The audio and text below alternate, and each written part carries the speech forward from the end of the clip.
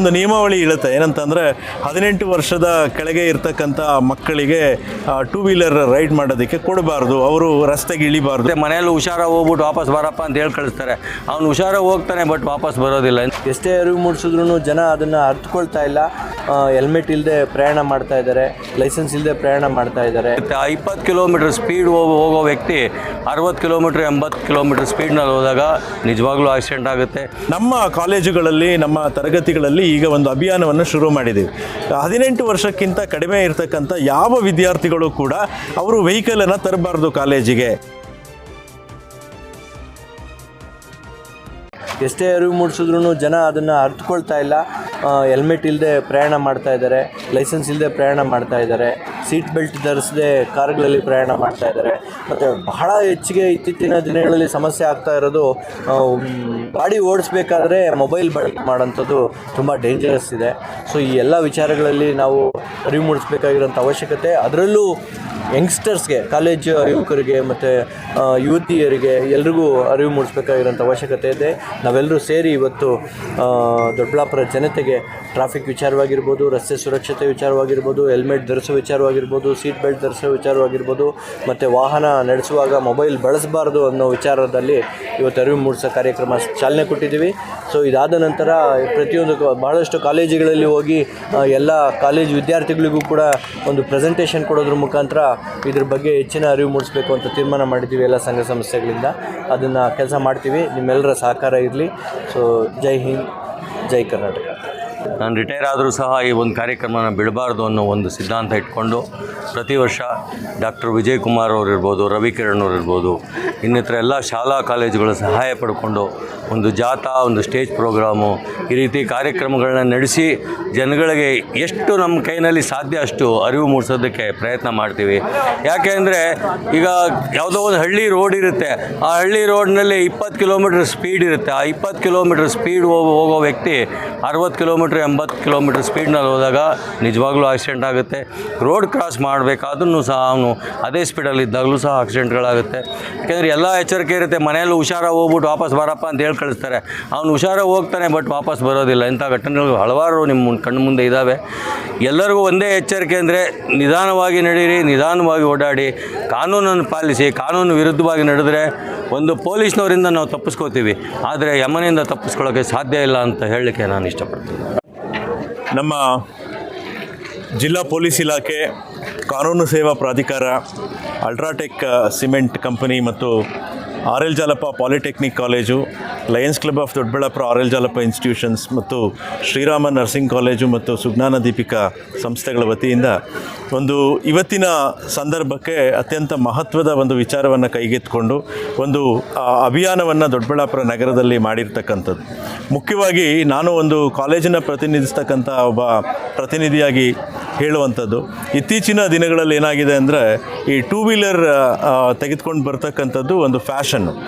ಅದು ಹೇಗೆ ಅಂದರೆ ಒಂದು ನಿಯಮಾವಳಿ ಇಳುತ್ತೆ ಏನಂತಂದರೆ 18 ವರ್ಷದ ಕೆಳಗೆ ಇರ್ತಕ್ಕಂಥ ಮಕ್ಕಳಿಗೆ ಟೂ ವೀಲರ್ ರೈಡ್ ಮಾಡೋದಕ್ಕೆ ಕೊಡಬಾರ್ದು, ಅವರು ರಸ್ತೆಗೆ ಇಳಿಬಾರ್ದು ಟೂ ವೀಲರ್ ತೆಗೆದುಕೊಂಡು ಅಂತ. ಭಾಳಷ್ಟು ಶಾಲಾ ಕಾಲೇಜುಗಳಲ್ಲಿ ನಾವು ಇವತ್ತೇನು ನೋಡ್ತಾ ಇದ್ದೇವೆ, 10th ಸ್ಟ್ಯಾಂಡರ್ಡಿಂದ ಹಿಡಿದು PUC, first PUC, second PUC ಈ ಯಾವ ವಿದ್ಯಾರ್ಥಿಗಳು ಕೂಡ ಟೂ ವೀಲರನ್ನು ಸ್ವಂತವಾಗಿ ರೈಡ್ ಮಾಡ್ಕೊಂಡು ಬರಲಿಕ್ಕೆ ಸಾಧ್ಯ ಇಲ್ಲ. ಯಾಕೆ ಅಂದರೆ ಸೆಕೆಂಡ್ PUC ಅವರಿಗೆ 17ರಿಂದ 18 ವಯಸ್ಸಾಗಿರುತ್ತೆ. ಆದರೆ ಇವತ್ತು ನಾವು ಬಹುತೇಕ ಶಾಲಾ ಕಾಲೇಜುಗಳಿಗೆ ಹೋಗಿ ನೋಡಿದ್ರೆ ಬಹುತೇಕ 10th ಮಕ್ಕಳು ಇರ್ಬೋದು, 9th ಸ್ಟ್ಯಾಂಡರ್ಡ್ ಮಕ್ಕಳು ಇರ್ಬೋದು, ಫಸ್ಟ್ PUC ಮಕ್ಕಳು, ಸೆಕೆಂಡ್ PUC ಮಕ್ಕಳು ಅವ್ರದ್ದೇ ಆದಂಥ ಓನ್ ವೆಹಿಕಲನ್ನು ರೈಡ್ ಮಾಡಿಕೊಂಡು ಕಾಲೇಜಿಗೆ ಬರ್ತಕ್ಕಂಥದ್ದು, ಹೋಗ್ತಕ್ಕಂಥದ್ದು ಆಗುತ್ತೆ. ಇದು ಎಷ್ಟು ಗಂಭೀರವಾದಂಥ ಒಂದು ಅಪರಾಧ ಅಂತ ಅಂದರೆ, ಆ ಪೇರೆಂಟ್ಸ್ ಒಂದು ವೇಳೆ ಏನಾದರೂ ಆ ಗಾಡಿ ಅಪಘಾತಕ್ಕೀಡಾಯಿತು ಅಂತಂದರೆ ಆ ಪೇರೆಂಟ್ಸಿಗೆ ಭಾಳ ದೊಡ್ಡ ಶಿಕ್ಷೆ ಇದೆ. ಅದರ ಬಗ್ಗೆ ಅರಿವೇ ಇಲ್ಲದ ರೀತಿಯಲ್ಲಿ ನಮ್ಮ ಪೋಷಕರು ವರ್ತನೆ ಮಾಡ್ತಾ ಇರ್ತಕ್ಕಂಥದ್ದನ್ನು ನಾವು ವಿಶೇಷವಾಗಿ ಗಮನಿಸಿಕೊಂಡು ನಮ್ಮ ಕಾಲೇಜುಗಳಲ್ಲಿ, ನಮ್ಮ ತರಗತಿಗಳಲ್ಲಿ ಈಗ ಒಂದು ಅಭಿಯಾನವನ್ನು ಶುರು ಮಾಡಿದ್ದೀವಿ. 18 ವರ್ಷಕ್ಕಿಂತ ಕಡಿಮೆ ಇರತಕ್ಕಂಥ ಯಾವ ವಿದ್ಯಾರ್ಥಿಗಳು ಕೂಡ ಅವರು ವೆಹಿಕಲನ್ನು ತರಬಾರ್ದು ಕಾಲೇಜಿಗೆ. ಒಂದು ಕಾಲೇಜ್ ಬಸ್ನಲ್ಲಿ ಬರ್ಬೋದು, ಅಥವಾ ಅವರ ಪೇರೆಂಟ್ಸ್ ಕಡೆಯಿಂದ ಡ್ರಾಪ್ ತೊಗೊಂಡು ಆ ರೀತಿಯಾಗಿ ಒಂದು ಪರ್ಯಾಯ ಮಾರ್ಗಗಳನ್ನು ಹುಡುಕಬೇಕು ಅನ್ನುವಂಥದ್ದು. ಅದನ್ನು ನಮ್ಮ ಕಾಲೇಜಿನ ಎಲ್ಲ ವಲಯಗಳಲ್ಲಿ ಇವತ್ತು ನಾವು ಅರಿವು ಮೂಡಿಸ್ತಕ್ಕಂಥ ಇದು ಒಂದು ಆರಂಭಿಕ ಹಂತ. ಅರಿವು ಮೂಡಿಸ್ತಕ್ಕಂಥ ಇದು ನಮ್ಮ ಕಾಲೇಜಲ್ಲಿ ಮಾತ್ರ ಅಲ್ಲ, ಎಲ್ಲ ಶಾಲಾ ಕಾಲೇಜುಗಳಲ್ಲಿ ಇದರ ಬಗ್ಗೆ ಅರಿವು ಮೂಡಬೇಕು ಅನ್ನುವಂಥ ನಿಟ್ಟಿನಲ್ಲಿ ನಾವೆಲ್ಲ ಸಂಸ್ಥೆಗಳು ಸೇರಿಕೊಂಡು ಮಾಡ್ತಿರ್ತಕ್ಕಂಥ. ಟೂ ವೀಲರು ಹೆಲ್ಮೆಟ್ ಇಲ್ಲದೆ ಬರ್ತಕ್ಕಂಥದ್ದು, ಮೊಬೈಲಲ್ಲಿ ಮಾತನಾಡ್ಕೊಂಡು ಇದೆಲ್ಲ ಒಂದು ರೀತಿ ಆದರೆ, ಫೋರ್ ವೀಲರ್ಸ್ ಅವರು ಭಾಳಷ್ಟು ಜನ ಫೋರ್ ವೀಲರ್ ಏನು ಚಾಲನೆ ಮಾಡ್ತಕ್ಕಂಥವರು ಲೈಸೆನ್ಸ್ ಇರೋದಿಲ್ಲ, ಅವರಿಗೆ DL ಇರೋದಿಲ್ಲ. ಆ ಥರದ ಸಂದರ್ಭಗಳಲ್ಲಿ ಒಂದು ರೀತಿ ಅಪಘಾತ ಆದರೂ ಕೂಡ ಒಬ್ಬ ವಿಕ್ಟಿಮ್ ಏನಿರ್ತಾನೆ ಅವನು ಸಫರ್ ಆಗ್ತಾನೆ, ಜೊತೆಯಲ್ಲಿ ಅದನ್ನು ವಾಹನ ಚಾಲನೆ ಮಾಡ್ತಾ ಇರ್ತಕ್ಕಂಥವನು ಕೂಡ ಸಫರ್ ಆಗ್ತಕ್ಕಂಥ ಹಲವಾರು ಘಟನಾವಳಿಗಳು ನಮ್ಮ ಕಣ್ಮುಂದೆ ಇದೆ. ಇತ್ತೀಚಿನ ದಿನಗಳಲ್ಲಂತೂ ದೊಡ್ಡಬಳ್ಳಾಪುರ ಸುತ್ತಮುತ್ತ ಭಾಳಷ್ಟು ಅಪಘಾತಗಳು, ಅದರಲ್ಲೂ ಏನು ವಯಸ್ಕರ ಅಲ್ಲದೇ ಇರ್ತಕ್ಕಂಥವರು ಗಾಡಿ ರೈಡ್ ಮಾಡ್ತಾ ಆಗಿರ್ತಕ್ಕಂಥ ಅಪಘಾತಗಳು ಹೆಚ್ಚು. ಆಮೇಲೆ ವೀಲಿಂಗ್ ಕುರಿತಾದಂಥ ಜಾಗೃತಿ ಕೂಡ ನಾವು ಮಾಡ್ತಾ ಇರ್ತಕ್ಕಂಥದ್ದು, ತ್ರಿಬಲ್ ರೈಡಿಂಗು, ಈ ಬಗ್ಗೆ ಎಲ್ಲನೂ ಒಂದು ರೀತಿಯಲ್ಲಿ ಏನು ರಸ್ತೆ ಸುರಕ್ಷತಾ ನಿಯಮಾವಳಿ ಅಂತ ಏನು ಸರ್ಕಾರದಿಂದ ಇದೆ, ಆ ನಿಯಮಾವಳಿಯನ್ನು ಇಟ್ಕೊಂಡು ನಮ್ಮ ಎಲ್ಲ ವಿದ್ಯಾರ್ಥಿಗಳಿಗೆ, ಪೋಷಕರಿಗೆ, ಜನರಿಗೆ ಅರಿವು ಮೂಡಿಸ್ತಕ್ಕಂಥ ಕೆಲಸವನ್ನು ಮಾಡಿದ್ದೇವೆ. ಇದಕ್ಕೆ ಸಾರ್ವಜನಿಕರ ಸಹಭಾಗಿತ್ವ ಕೂಡ ಅಗತ್ಯ ಅಂತ ನಾನು ಹೇಳಲಿಕ್ಕೆ ಇಷ್ಟಪಡ್ತೀನಿ. Just interaction. ನನ್ನ ದಿನ ಎಲ್ಲಿಂದ ಸ್ಟಾರ್ಟ್ ಆಗುತ್ತೆ? ಕೇಸ್ ಫೈಲ್ ಇದ್ದ, ಅದೇ ಏನ್ ಕೇಸು ಅಂತ FIR ಬರುತ್ತಲ್ಲ, ಅದ ಸಿಂಪಲ್ ಆಗಿ ಹೇಳ್ತೀನಿ ನೋಡಿ, ಬಿ ಸೀರಿಯಸ್. ಬೆಳಗ್ಗೆ 6 ಗಂಟೆಗೆ ಒಂದು ಪೊಲೀಸ್ ಕಾನ್ಸ್ಟೇಬಲ್ ಬಂದು ಬಾಗಿಲು ಹೊಡಿತಾನೆ. ಬೆಳಗ್ಗೆ ಎದ್ದಿದ ಕೂಡಲೇ ಪೊಲೀಸ್ ಮುಖ ನೋಡ್ಬೇಕು ನಾವು. ಯಾಕೆ? ಒಳ್ಳೇದಕ್ಕೆ ಬಂದಿರ್ತಾನ ಪಾಪ, ಅವ್ನು ಡ್ಯೂಟಿ ಮಾಡ್ಲಿಕ್ಕೆ ಬಂದಿದ್ದಾನೆ. ಸರ್ 2 FIR ಆಗಿದಾವೆ ಸರ್ ಅಂತಂದು FIR ಕೊಡ್ತಾನೆ. ಏನಾಗಿದೆ ಸರ್? ಪಾಸೆಟ್ಗಳ್ಳಿಯಲ್ಲಿ ಒಂದು ಡೆತ್ತು, ಜಾಡಪ್ಪ ಸರ್ಕಲ್ ಅಲ್ಲಿ ಒಂದು ಡೆತ್ ಸರ್, ಸ್ಟೂಡೆಂಟ್ಸ್. ಎಷ್ಟು ಬೆಳಗ್ಗೆ ಎಷ್ಟು ಬೇಜಾರಾಗುತ್ತೆ ನಮಗೆ. ಎಷ್ಟು age? 16 years sir, 17 years sir. ಪಾಪ ಅವ್ರ ತಂದೆ ಬಂದು ಅಳ್ತಾ ಇದ್ರು ಹಾಸ್ಪಿಟಲ್ ಅಲ್ಲಿ. ಪೋಸ್ಟ್ ಮಾರ್ಟಮ್ ಹತ್ರ ಒಬ್ಬನೇ ಮಗ ಅಂತೆ ಸರ್, ಫಿನಿಶ್ಡ್. ಸರ್ ನಾವು ಕೋರ್ಟ್ಸ್ ಹಾಕಿರೋದು ಅಂತಂದ್ರೆ, courts are open only because to protect your rights and interest. ಹೌದಾ ಇಲ್ವಾ? ನಿಮ್ಮನ್ನ ಪ್ರೊಟೆಕ್ಟ್ ಮಾಡ್ಲಿಕ್ಕೆ ನಾವಿರೋದು, ನಾವಾಗ್ಲಿ ಪೊಲೀಸ್ ಆಗ್ಲಿ. ಕೆಲವೊಂದು ಫೋಟೋಸ್ ನೀವು ನೋಡಿಲ್ಲ, ಲಾವಣ್ಯ ಸ್ಕೂಲ್ ಕಾಲೇಜ್ಗೆ ಹೋದಾಗ ನಾನೆಲ್ಲ ಸರ್ ಕೆಲವೊಂದು ಫೋಟೋಸ್ ತೋರಿಸಿದ್ದೆ, ಡೆತ್ ಹೆಂಗಿರುತ್ತೆ ಅಂತಂದು ಫೋಟೋಸ್, ಡೆತ್ ಫೋಟೋಸ್ ಎಲ್ಲರೂ ಸ್ವಲ್ಪ ಜನ ಆಕ್ಸಿಡೆಂಟ್ ಅಲ್ಲಿ ತೋರಿಸಿದ್ದೆ. ಆಕ್ಸಿಡೆಂಟ್ ಆಗಿತ್ತು, ಬಹುಶಃ ನೀವು ನೋಡಿರ್ಲಿಕ್ಕಿಲ್ಲ. ಸೊ ಕೋರ್ಟ್ಸ್ ಯಾಕಿರೋದು ಅಂತಂದ್ರೆ ನಿಮ್ ಲೈಫ್, ನಿಮ್ನ ಎಲ್ಲ ನಿಮ್ಮ ಒಂದು ರೈಟ್ಸ್ ಅಂಡ್ ಇಂಟ್ರೆಸ್ಟ್ ಪ್ರೊಟೆಕ್ಟ್ ಮಾಡ್ಲಿಕ್ಕೆ. ಫ್ರಮ್ ಬರ್ತ್ ಟು ಡೆತ್ ವರೆಗೆ courts are open at each stages to protect you. Birth ಆಗಿದ್ ಕೂಡಲೇ ಮೊನ್ನೆ ಹೇಳ್ತಾ ಇದ್ದೆ ನಿಮ್ಗೆಲ್ಲ, at the time of the ಏನದು you being in the mother womb you are protected ಅಂತ ಹೇಳಿದೆ, ಗೊತ್ತಾ? ಹೇಳದ್ನಲ್ಲ ನಿಮ್ಗೆಲ್ಲ. Doctors are prohibited, strictly prohibited, not to disclose, not to reveal the ಏನದು ಜೆಂಡರ್ ಆಫ್ ಫ್ಯೂಟಸ್ ಅಂತಾರೆ, ಹೌದಾ? ಎಲ್ಲಿ ಒಂದು ಲಾ ಇದೆಲ್ಲ.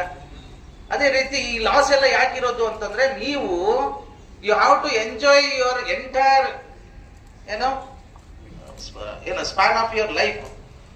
ಚೈಲ್ಡ್ಹುಡ್ ಒಳ್ಳೆ ಚೈಲ್ಡ್ಹುಡ್ ಇರ್ಬೇಕು, ಆಮೇಲೆ ಸ್ಕೂಲಿಂಗ್ ಒಳ್ಳೆ ಸ್ಕೂಲಿಂಗ್ ಇರಬೇಕು, ಒಳ್ಳೆ ಫ್ರೆಂಡ್ಸ್ ಇರಬೇಕು. ಸ್ಕೂಲಿಂಗ್ ಆದ್ಮೇಲೆ ನೆಕ್ಸ್ಟ್ ಕಾಲೇಜು, ಹೌದಾ? ಯವ್ವನ, ಹೌದಾ? ನಂತರ ಮದುವೆ, ಮಕ್ಕಳು, ಲಾಸ್ಟಿಗೆ ನಿಮ್ಮ ಏಜ್ ಸ್ಪ್ಯಾನ್ ಹುಟ್ಟಿ ಸಾಧಾರಣವಾಗಿ ನೀವು ಸಾಯ್ಬೇಕು ಅಂದ್ರೆ ಏನು ನ್ಯಾಚುರಲ್ ಡೆತ್ ಇರಬೇಕು ಅಂತ. You are not suppose to take a decision. ಏನ್ ಡಿಸಿಷನ್? ಡೆತ್ ಡಿಸಿಷನ್ ನೀವು ತಗೊಂತ ಇಲ್ಲ. ಜಸ್ಟ್ ಬೈಕ್ ರೈಡ್ ಮಾಡಿ, ಒಳ್ಳೆ ಕೆಟ್ಟ ಕಂಪನಿಗಳು, ಕಾಲೇಜ್ ಹೋಗಿದ ಕೂಡಲೇ ನಮಗೆ ಕಂಪನಿ ಸಿಗುತ್ತೆ, ಗಾಂಜಾ ಕಂಪನಿ, ಅಲ್ಲಾದ್ರೂ ಹಾಳಾಗ್ತೀವಿ. ಏನು ಇಲ್ಲ ಅಂತಂದ್ರೂ ಒಂದೇ ಒಂದು ನೆಗ್ಲಿಜೆನ್ಸ್. ನೀವೇನು ಇಂಟೆನ್ಷನಲಿ ಮಾಡ್ತಾ ಇಲ್ಲ, ಚಿಕ್ಕ ನೆಗ್ಲಿಜೆನ್ಸ್. ಏನು ಕಾನೂನು ಹೇಳುತ್ತೆ ಹೆಲ್ಮೆಟ್ ಹಾಕೋಬೇಕು ಅಂತಂದು, ಲೈಸೆನ್ಸ್ ಇಲ್ಲದೆ ಓಡಿಸಬಾರ್ದು ಅಂತ, ಇನ್ಶೂರೆನ್ಸ್ ಇಲ್ಲದೆ ಓಡಿಸಬಾರ್ದು ಅಂತ ಕಾನೂನು ಹೇಳುತ್ತೆ.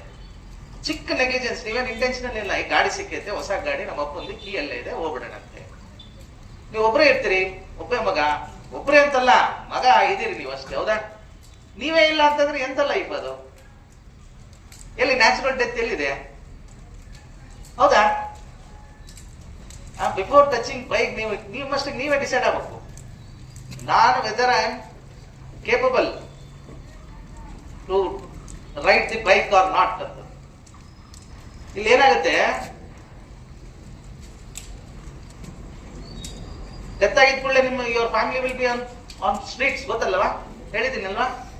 ಅದೇ ನೀವು ಒಂದು ಅರ್ನಿಂಗ್ ಮೆಂಬರ್ ಆಗಿ ಸತ್ತೋದ್ರೆ ನಿಮ್ಮ ಮಕ್ಕಳು, ಹೆಂಡತಿ ಎಲ್ಲರೂ ಬೀದಿಗೆ.